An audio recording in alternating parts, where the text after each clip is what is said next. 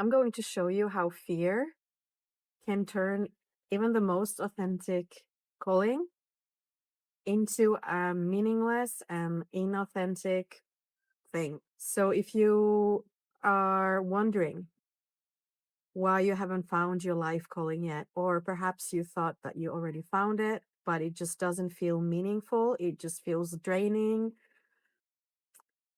why you are trying to do things that you love, but you just can't make it work because it still feels like it's not the thing. It's just tiring. It's not opening doors for you. That might be because you are navigating life and these authentic callings through a lens of fear, or you are letting fear guide your decisions around them. If you are someone who have already found something you love, and probably there's many things if you have, there's not just one thing that we want to do, but there's oftentimes some specific things that are really calling on us, things that we kind of find ourselves being drawn to, regardless of, you know, any outcome. It just gives us joy, or it's just something that we can't stop doing. For me, it's sharing my insights. For some reason, I just want to share my insights, and I do reflect a lot. I've been through a lot of things in my life, and I've gained a lot of insights around a lot of things. I'm very interested in, the construct of this reality, how the mind works, and the whole illusion of this thing called reality. And that's something that I just can't stop sharing and thinking about or reflecting about. The insights just come automatically. That's just the way I perceive reality. I always try to see beyond the mind and the perception of the beliefs. And similarly, you might have some things that are doing the same for you. This could be, many things. I'm not gonna go into the details. And maybe you've tried to build your life around these things and you found that it's just not working. You're either not making money, or it's not, if you're making money, then it's maybe not giving you joy. It's still draining you, as if you were working an ordinary job that isn't based on your passions or your authenticity. And that might be because you have allowed fear dictate your method.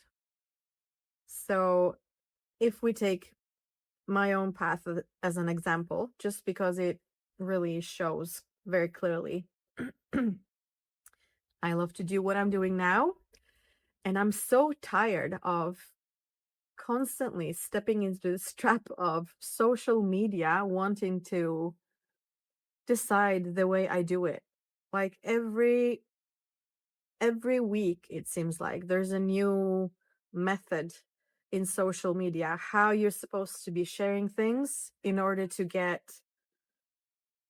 uh, liked by the algorithm. And instead of sharing my insights, I've spent so much time just, studying the method, how I'm supposed to be sharing everything in order to be followed, in order to be trustworthy, in order to be favored by the algorithm. I'm so freaking tired of that, because I end up not really spending energy sharing the things that I want to share, because I'm being tricked or called to constantly reviewing the method in which I'm doing it. And it's so pointless because it's just not authentic anymore. And I notice every time I let go of that needing to fit inside of that path that some machine or the masses have decided for me, every time I let go of that need to fit inside of that path or the norm or the method, I discover that that's when I'm the most authentic, and that's when people are actually following me, and that's when I get feedback for following my own authentic guidance. And that might be the same for you or anyone else who is struggling to build their life on their calling, that you are constantly looking to someone else or, the masses. You're constantly looking for someone outside of yourself to dictate how you're supposed to be doing the things that you want to do. And that's going to take you away from your authentic path, even if you are truly following your calling and doing the things that you want to do. You're not doing it in an authentic way for you. And it's going to show. It's going to have that resonance of compliance, of inauthenticity, of wanting to fit in, of wanting to, or of needing to adjust, which in itself is not being authentic anymore. And there's also behind that choice of having to do it in a way that someone else is telling you in order to fit in or in order to succeed, in order to be approved, in order to be just, good enough or okay. There's a fear of not being allowed to be authentic, not being allowed to express yourself in the way that feels authentic to you. And that's something everyone can perceive.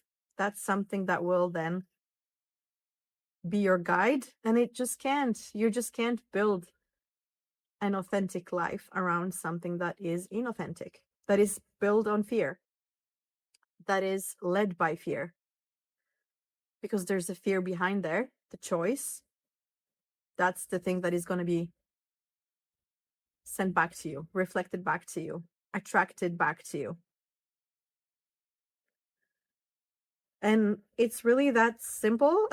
And I always say this, it's so simple, but it's not necessarily easy because obviously you have to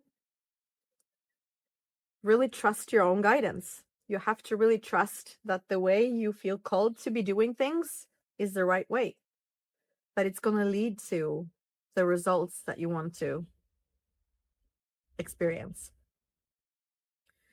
And this is another factor in whether it's authentic or not. Because if you're doing it for the results, you no longer, or you might not be doing it in an authentic way anymore. Because it's so easy to step off your true path because of needing to get a certain outcome instead of just doing it for the sake of doing it. And you know that, or you trust that that will lead you to the right way, to the right people, to the right reflection being given you by life. You keep doing it out of a wrong reason. You're doing it for a different outcome that isn't just expressing and sharing, that is needing to get something else. And that need is also being reflected back to you. That need of something that you don't already have is reflected as something you don't have. That need to be seen in a certain way is reflected back to you as not being seen in a certain way. So, see, life is constantly reflecting back to you everything. And this is also true for your life calling, your authenticity. As soon as you're not authentic, because there's something else dictating your choices, that is going to be reflected back to you. That's simple. So, how do you follow this simple guidance? Well, it's all about trust, and it's really about having faith and And to build faith and trust in yourself, you just have to take small steps each and every day towards it.